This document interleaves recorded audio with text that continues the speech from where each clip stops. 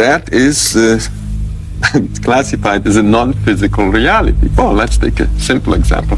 The family sitting at dinner table, and say there's a kid, maybe 15 years old, 16 years old, and he looks up and suddenly he says to his mother, "Hey, Ma, look at there's our dead grandmother is standing in the corner."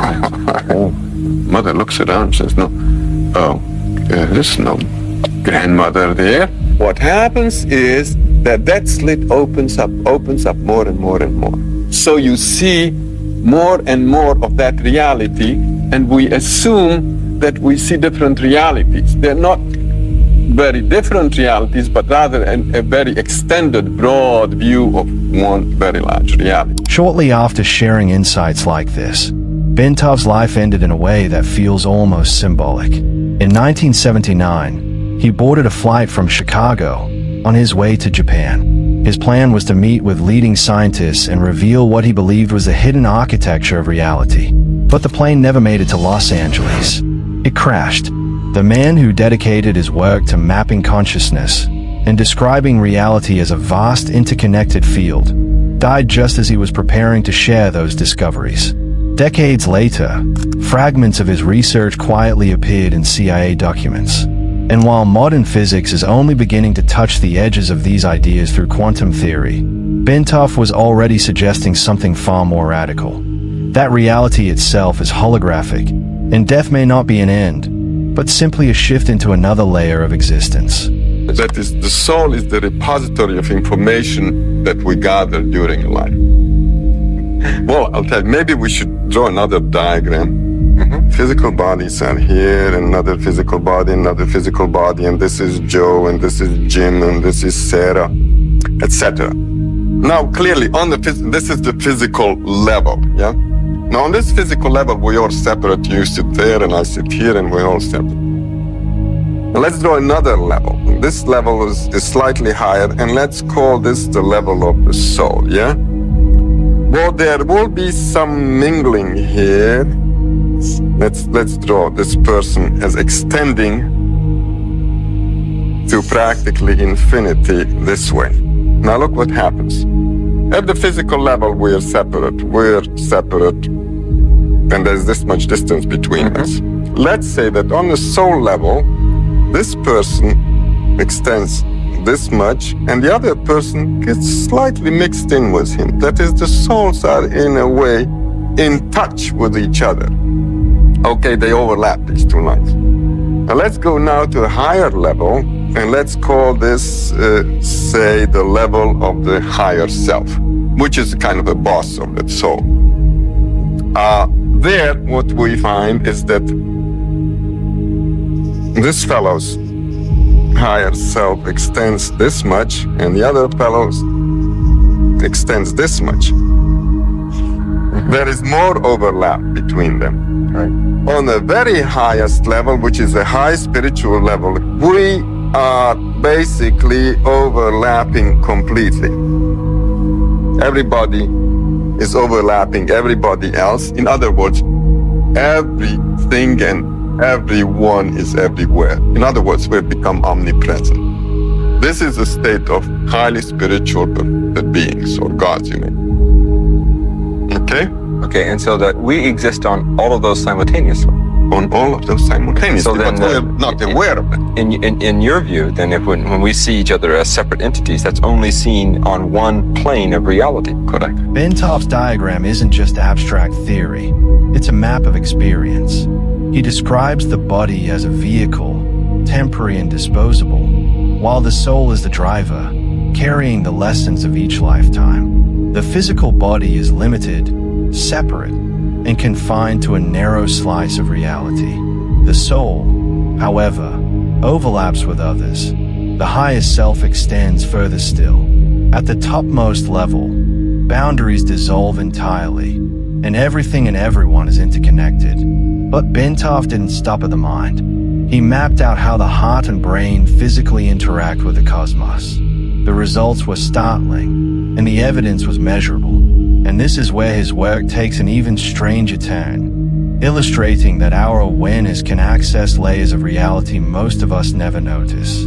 Sometimes, perception briefly expands beyond the physical slice, revealing dimensions that seem invisible to the ordinary eye. Well, let's take a simple example.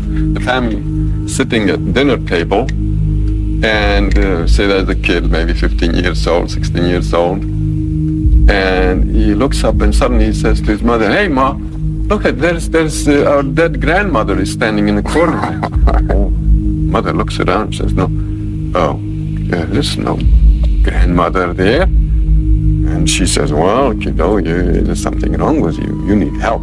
You're crazy. So you're crazy." So she takes him off to the friendly neighborhood psychiatrist. Psychiatrist says, "Oh, young fella, you're in troubles," and then he writes out a little prescription for a little thorazine or electroshock or whatever, and pretty soon, in a matter of 2 weeks, kid is back in shape, very normal. No longer sees the No longer sees anything. Yeah. So the process has been reversed. This is called a psychotic episode, or acute schizophrenic break, or whatever it is. And what you would say is that there's a good chance that that kid is seen. Very The good chance that great-grandma. the kid has a spontaneous opening of his senses. That is classified as a non-physical reality sometimes. The nervous system is that thing that gives us the picture of our realities. That is, our realities, that reality which you see all around you, the flowers and the chairs and the microphones and the teacup, is given to us by our senses. Yeah. We don't see light which is beyond UV and beyond infrared. We hear only a limited scale of vibrations, like, for instance, we hear anywhere from 52 to 20,000 maximum. Mm-hmm. In other words, all our senses are limited. So what happens is that slit opens up more and more and more. So you see more and more of that reality, and we assume that we see different realities. They're not very different realities, but rather a very extended, broad view of one very large reality. What the teenager sees isn't a hallucination. It's the nervous system briefly opening a slit into a broader layer of reality. Bentov explains that our senses are inherently limited. We perceive only a narrow spectrum of light, a small band of sound, and a fraction of what exists around us. Ordinary reality, the chairs, flowers, teacups, is only what the nervous system filters for us. But sometimes, through spontaneous evolution or certain techniques, that slit expands. The mind tunes into additional layers, revealing what most cannot see. The grandmother appearing in the corner is a glimpse into this extended field of reality, a reminder that our experience of the world is not fixed, but a variable slice of a much larger, interconnected cosmos. Through years of experiments and self-observation, Bentov discovered that the body itself is a finely tuned instrument. The heartbeat isn't just a pump. It sends rhythmic waves up the spine, microscopic mechanical pulses that ripple into the brain. These oscillations synchronize with the body's electromagnetic field, forming a subtle, measurable resonance. Remarkably, these frequencies echo throughout nature, from the vibration of atoms to the rotation of planets. To Bentov, this wasn't coincidence. It was evidence of a built-in cosmic feedback loop. In his book Stalking the Wild Pendulum, he coined vivid metaphors to make these ideas accessible.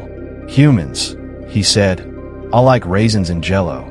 If one raisin vibrates with higher frequency or amplitude, it can pull the others into resonance, unless a stronger wave counteracts it. This simple image illustrates a profound truth. Consciousness, mind, and body are not isolated. They constantly interact with larger oscillations around them, influenced by constructive and destructive waves. This principle of resonance lays the foundation for a holographic vision of reality. Each heartbeat, each oscillation, each shift in consciousness doesn't just affect the individual. It subtly interacts with a universal field, hinting at why meditation, focus, or elevated awareness can ripple outward, influencing the world in ways we rarely perceive. The interplay of body, mind, and cosmos reveals not only the mechanics of consciousness, but also its role as a bridge to deeper layers of reality. Bentov envisioned the heart as more than a simple pump. It was a low-frequency oscillator, sending rhythmic waves that radiated beyond the physical body. These standing waves, invisible to the naked eye, were not just metaphors. They hinted at a direct, measurable interaction between the human body and the universe itself. The electromagnetic field generated by the heart can indeed extend several feet beyond the body, influencing not only brain activity but the subtle rhythms of those around us. Bentov had proposed this long before instruments could detect it, showing that the human body is, in essence, a finely tuned antenna, capable of connecting with deeper patterns of existence. For Bentov, meditation was far more than calming the mind. It was a precise method of harmonizing the heart and brain, aligning their oscillations to resonate with the architecture of the cosmos. When this alignment was achieved, the body itself became a gateway to expanded perception, a portal through which the boundaries of self, others, and even space seemed to dissolve. Reality, in that state, was no longer experienced as separate fragments, but as a seamless, interconnected whole. This wasn't mysticism, he insisted. It was reproducible, measurable, and deeply practical. It suggested that most humans move through life unaware of their body's full potential, treating it as merely physical machinery, while missing the deeper symphony it is capable of producing. The map of the body Bentov outlined, connecting the heart, brain, and nervous system to universal resonance, was only the beginning. In 2003, a 29-page CIA document surfaced in the public domain under the title Gateway Process. This analysis explored precisely these kinds of altered states, showing that, with careful training, human consciousness could be guided into expanded perception. The techniques, while couched in technical military language, mirrored Bentov's vision: synchronization of the body and mind to open access to non-ordinary realities. It was proof, hidden in official records, that the very processes Bentov had mapped, from heartbeat oscillations to universal resonance, were being taken seriously at the highest levels. These CIA documents that came out that had been unclassified or declassified for years, people can go online and check it out.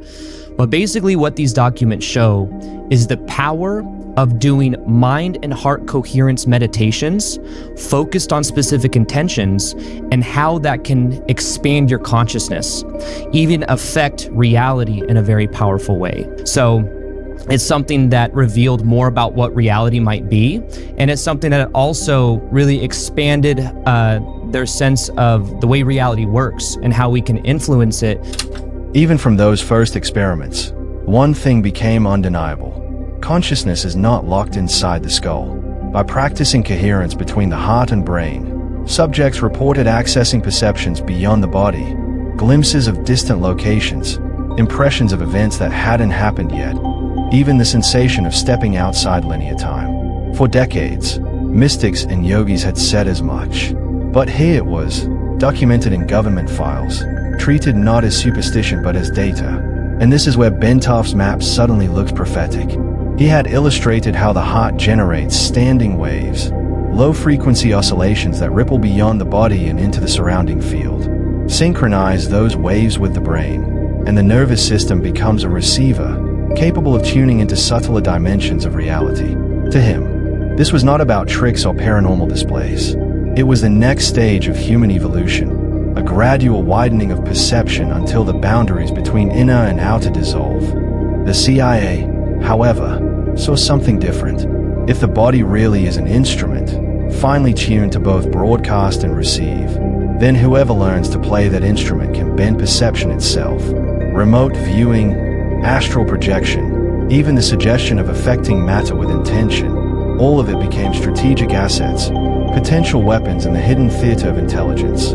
So page after page of the Gateway documents detailed methods of entrainment, using rhythm, sound, and vibration to guide the brain into altered states. It described how consciousness could be coaxed into leaving ordinary sensory flow, stepping into an observer state where time slowed down and awareness stretched far beyond the present moment. In other words, the very principles Bentov had charted, heart-brain resonance, standing waves, oscillating systems, were lifted, quantified, and redirected. But here's the twist. They weren't being tested for enlightenment or human flourishing. They were engineered for control. The goal wasn't just to expand what someone could perceive. It was to learn how to direct what they perceive, and by extension, the meaning they attach to it. Control the frame of reality. and you control the choices made within it. And this is where the story turns unsettling. Because once intelligence agencies discovered these methods, they began to ask a darker question. What if altered states could be systematically used, not to free the mind, but to bend it? What if perception itself could be weaponized? That's where the testimony of a former US Navy interrogator enters the picture. So, being able to speak confusing phrases helps you to be more persuasive. They discovered this in the 50s and 60s that if I can confuse your brain acts as though it's somebody that's falling. So if you imagine when you're falling, your limbs are flailing all over the place, and the first solid object that they come into contact with, it's going to like grab around it, no matter what, even if it's a thorn bush or something.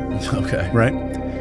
So anything that's solid in that moment of confusion is going to get grabbed onto. So the brain corollary to this is if a person's confused, the first logical piece of information they hear after being confused will be automatically accepted, or more automatically accepted, without being screened or scrutinized by the brain. His central claim is stark.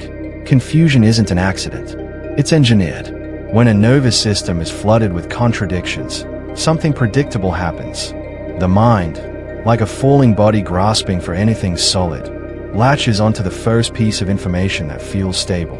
In that moment, its defenses are down. Filters that normally screen and question new input simply go offline. The fact that enters next, true or false, embeds itself as reality. Hughes calls this controlled perception. It isn't loud. It isn't obvious. It works by dismantling a person's internal map of the world one piece at a time, then offering a new one in its place. Contradictory statements, subtle sensory cues, rhythms of speech, even color and pattern. Each element bypasses the conscious gate and feeds straight into the nervous system. Over time, the target's narrative shifts, but they believe they've reached those conclusions on their own. At scale, Hughes warns, this does more than shift opinions.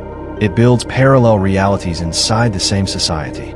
Two people standing side by side can inhabit completely different mental worlds, each absolutely sure their view is the truth. And this is where Bentov's insights collide with modern tradecraft. If the human body is an oscillating receiver, if consciousness can be entrained, then the same principles that Bentov mapped as a route to expanded awareness can be inverted into tools of control.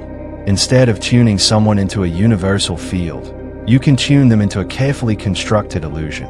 Unlike the Cold War experiments that needed labs and specialists, these techniques now travel through culture, media, and everyday interaction. Once the perception shift takes root, reversing it is nearly impossible. In the digital age, the tools have evolved, but the objective remains the same.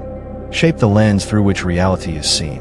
Control the lens, and you control the world that appears inside it. Google was incubated and funded by CIA and NSA and DARPA, and how the PageRank algorithm and all of the proprietary IP that's used in Google was developed first in DARPA, and then there was these two people that are listed in that article from CIA and NSA who were visiting Sergey Brin many times when he was developing it and testing it, and they were funding it. And this is proven. Yeah, this is his article right here, How the CIA Made Google, Inside the Secret Network. Good God.